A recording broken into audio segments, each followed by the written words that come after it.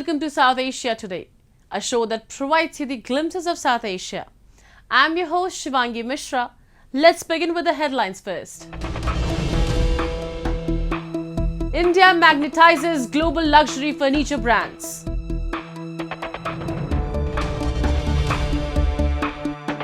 Residents of illegally occupied Gilgit-Baltistan protest against cut in wheat subsidy.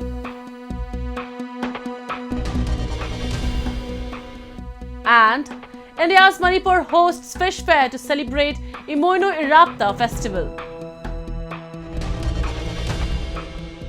Let's begin the show. Of all the investments India is drawing owing to its robust economic growth, its luxury furniture market too has been showing positive trends. While on one side the Indian furniture demand has boomed, there is an increasing number of foreign players who are now contributing to Indian houses' high-end decor. Have a look.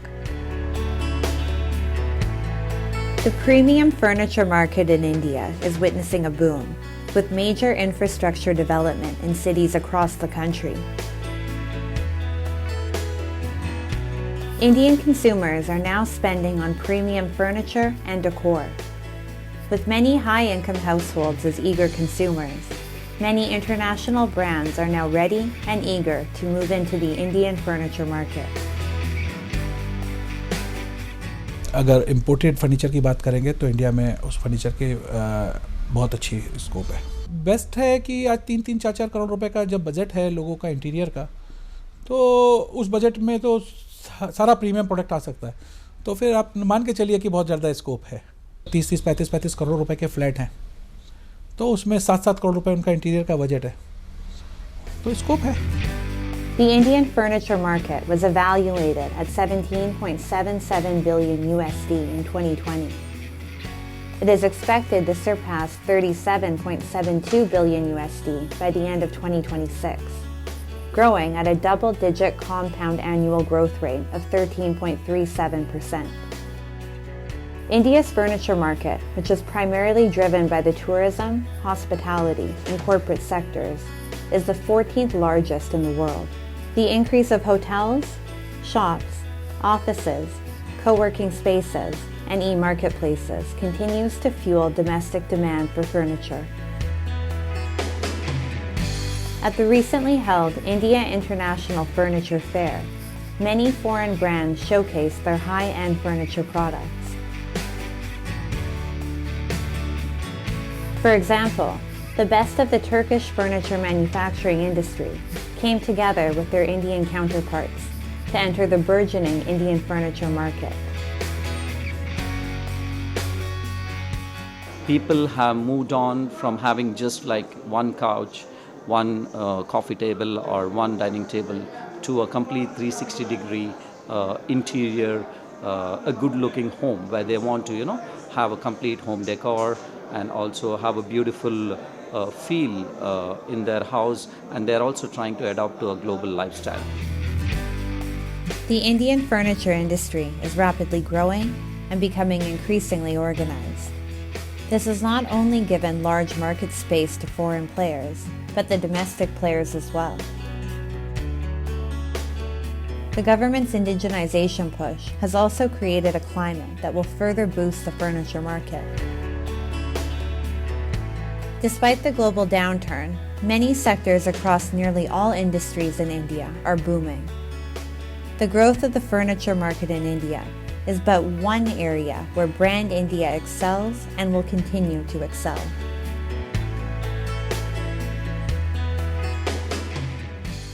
Moving on. Pakistan has tried to represent itself as a victim of terrorism. Pakistan claims to have made huge sacrifices to defeat the monster of violence and terrorism in the country. However, the truth is that the unholy nexus of the Pakistani civil government, military establishment, and Islamic clerics have paved the way for the creation of a new, more radicalized society.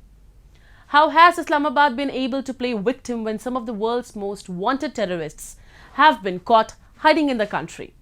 Let's take a look at some of the politics at play. If you have snakes in your backyard, you can't expect them to bite only your neighbors. Eventually, they will bite the people who keep them in the backyard. Indian External Affairs Minister Jaishankar recently criticized Pakistan for harboring terrorists and reminded the country that it will have to face the effects of homegrown extremism. Unfortunately, Pakistan, as expected, has not heeded Jaishankar's advice and is suffering the consequences.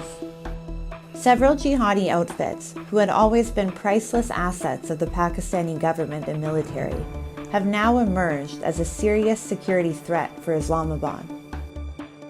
Pakistan's sort of strategy of 1,000 cuts for India and other nations, and this whole fact that there's been a normalization of using groups such as Lashkar-e-Taiba, Hizbul Mujahideen, the Harkat-ul-Jihadi Islami, and all these kinds of groups that are linked to Al-Qaeda. Pakistan has basically put the globe in a precarious situation. This potential threat was first identified 8 years ago, when the intensity and cruelty of the attack on the Army Public School in Peshawar by the Tehreek-e-Taliban shocked the entire world.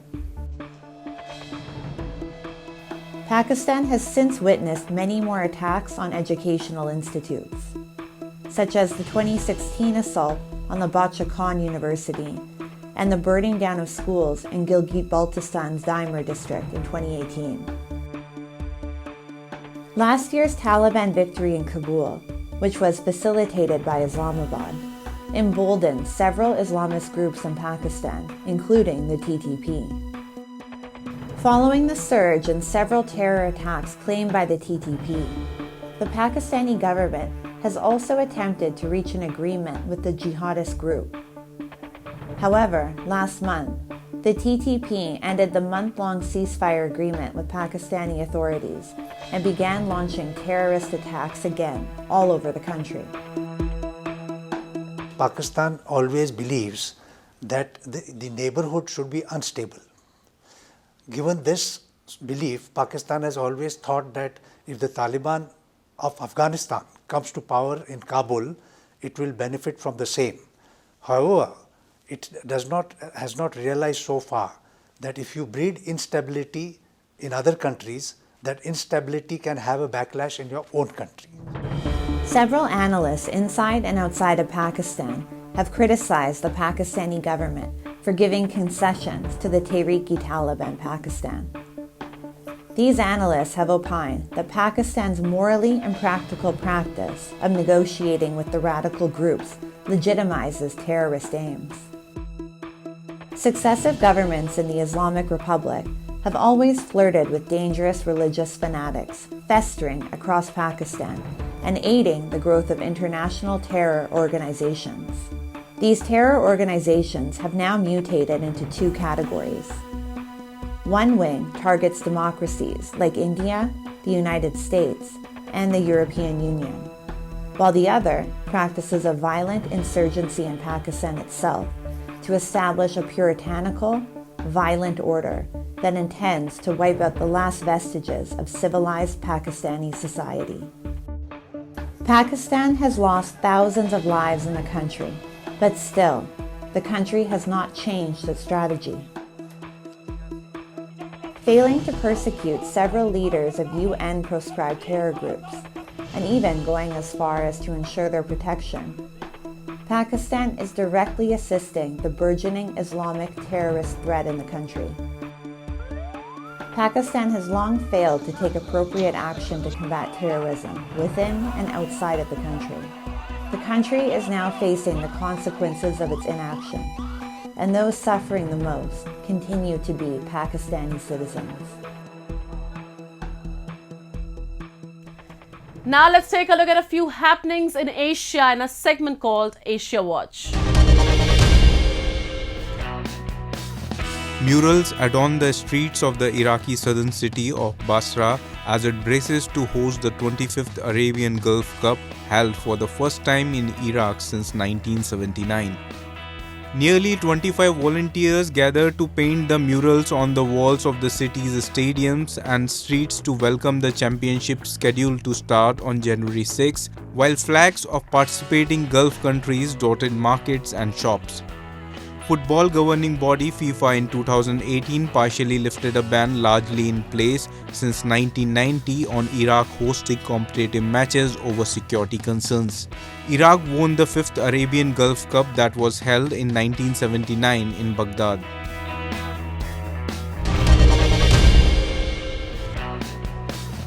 South Korea this week stepped up mandatory coronavirus tests on travelers from China after a Chinese national who tested positive for COVID-19 on arrival but went missing while waiting at a quarantine facility.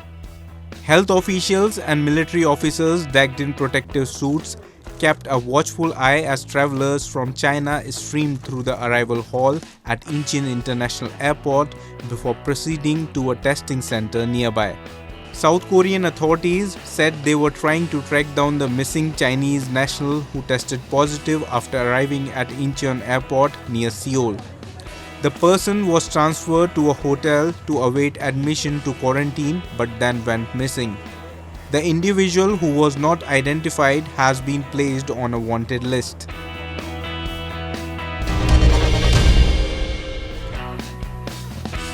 The Fukushima town of Japan has become a production hub of a wide variety of fruits, especially from the early spring season to winters. Farmers cultivate fruits like grapes, peaches, and pear with a passion and latest technology. This attracts visitors and tourists to Fukushima city. Fruit growers in Fukushima have a passion to cultivate new varieties of fruits. Fukushima pears are cultivated with improvement in cultivation methods. Aochijuku is a village with traditional Japanese houses. Thatched roof is continuing since Edo period, which attracts many foreign tourists. The specialty of Aochijuku is Neki Soba, a variety of noodles. Fukushima's taste satisfies visitors' curiosity of relishing green onion and noodles. Autumn leaves and thatched roofs are famous in Japan and have very beautiful scenery. In winter, it witnesses a heavy snowfall and the entire village turns into a fantastic landscape. It's been 11 years since an earthquake had hit the eastern part of Japan. Fukushima town has recovered and has started attracting tourists and foreigners.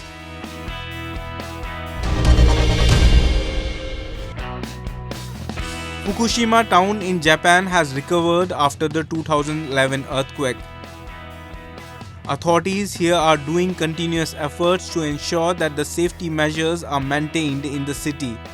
This includes the continuous checking and disclosing of radiation levels in the city.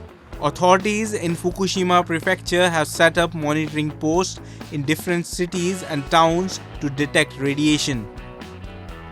This data is being collected and published also by the authorities. To keep safety of food in Fukushima, precise monitoring of radiation level is undertaken by the experts. Earlier, importing food products from Fukushima was banned in around 55 countries, which has now been decreased to 12. Citizens and administration in Fukushima are doing continuous efforts that this number reduces down to 0.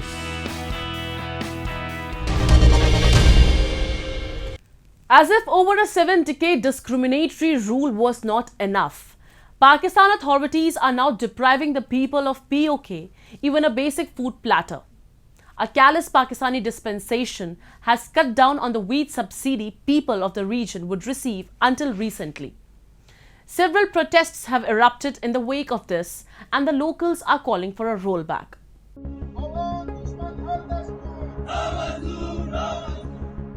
A large number of locals took to the streets in the illegally occupied Gilgit-Baltistan region against the government's recent decision of scrapping the wheat subsidy.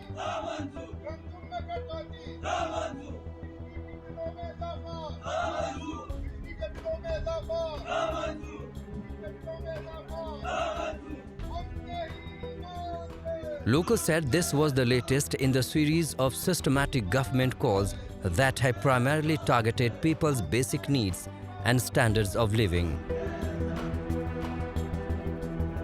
Wheat is the key component of Gilgit-Baltistan people's food basket, and depriving them of this staple can have catastrophic consequences. People said that they were already affected a great deal by this year's diminished wheat produce owing to massive floods, and now the government's decision has only exacerbated the situation. While emphasizing that prices in India were consistently reasonable, the leaders threatened to march towards India if the government didn't restore their subsidy quota and all their demands were not met. उसने हमारी नुमाइंदगी करने के बजाय हमारे हुकूक पर ढाका डालने की कोशिश की है, तो हमें जागना होगा। रसूल भाई ने इशारतन कहा, मैं खुल के कहता हूं क्योंकि मैं किसी से नहीं डरता, मैं किसी से नहीं डरता, किसी से भी नहीं डरता। इसलिए अब हमारा लॉन्ग मार्च स्कर्दा कुल्डिंग की तरह नहीं होगा, खरमंग करगिल की तरफ होगा। अभी हमारा लॉन्ग मार्च हम खरमंग कुल्डिंग की तरफ जाएंगे, हम करगिल की तरफ लॉन्ग मार्च करेंगे। The government's latest decision has rubbed salt on the wounds of the people of the region. People say whenever the central government comes up with any policy or scheme, it never keeps people of the region in consideration. Hence, they either remain completely deprived of the benefits or are left with just residue to manage. They also accused Islamabad of systematically scrapping one or the other item from the subsidy list on a periodic basis.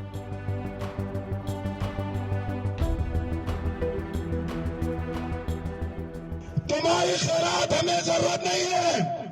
हमने पहले कहा गिलगित बल्तिस्तान की situation Srinagar वाली है, हमें श्रीनगर की तरह treat किया जाए। श्रीनगर में 32 चीजों पे सब्सिडी है, यहाँ सिर्फ एक गंदम को सब्सिडाइज दे करके तुम एहसान जताते हो तो वापिस ले जाओ। हमें 1 नवंबर और 16 नवंबर वाली पोजीशन पे छोड़ के जाओ, हमें कोई तुम्हारे एहसानमंद की जरूरत नहीं है। अगर गंदम सब्सिडी बहाल नहीं करते हो तो चले जाए, हमें तुम्हारी कोई जरूरत नहीं है। अब तुम्हारा हम रोड पे आएंगे तो हम होल्डिंग की तरफ जाएंगे, ये हमारी वार्निंग है।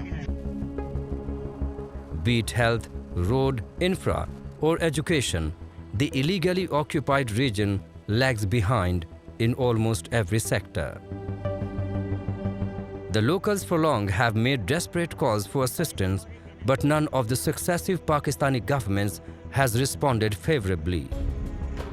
People of Gilgit-Baltistan have been living a second-class citizen life since forever, and while they say they have come to terms with the fact that they will never be treated at par with the citizens of Pakistan, and everyday deterioration in circumstances just make them wonder as to how worse things can become. Different cultures worship different deities for food and abundance. The Meitei tribe of Manipur worships goddess Imoinu to bless them with peace and prosperity through a ritual named as Imoinu Irapta. As the main offering to the goddess is a silver fish curry, authorities this year organized a fish festival to add on the festivities and serve as one of the stop shop for locals to buy all the offerings for goddess Imoinu. Take a look. Hundreds of people flocked a fish fair in Imphal city of India's northeastern Manipur state, organized during a cultural festival this week to give a platform to fish farmers to boost their business. Named Imoinu Fish Festival, the fair was held for the first time as a part of the Imoinu Iratpa festival, during which devotees offered fish to Imoinu Ahongbi, the goddess of wealth and prosperity. Around 90 stalls were installed and 50,000 kilograms of fish was up for sale. Saring catfish, katla, rohu, silver and grass carp were some of the varieties that were sold. A senior official of the fisheries department said that offering fish, fruits and vegetables to the goddess brings prosperity and progress. Imoinu festival is celebrated every year during January, first week of January, and this is a very popular festival, and it also pertains to the rituals which our forefathers have been preserving and observing for since ages. And on this, the speciality of this particular festival or ritual is that on this day we offer white or silverly color fish to the goddess Imoinu, and we also believe that by offering the fresh fish, fresh vegetables and other eatable fruits will bring prosperity and progress. Streets are beautifully decorated with lights all around to welcome the goddess. People sing folk songs and special cultural events are held. During the evening, offerings are made to the goddess in the form of fish curries and a variety of other cuisines to pray for peace and prosperity. It is very nice. A lot of people had come here to share their knowledge about the fish, different kind of fish, and they buy a lot of things about the varieties of fish on this occasion. History goes that worshipping goddess Imoinu began in the 5th century when only the royals of the Meitei community were allowed to worship the goddess. Later in the 15th century, commoners also started worshipping the deity. The festival is celebrated by different names in different parts of the states.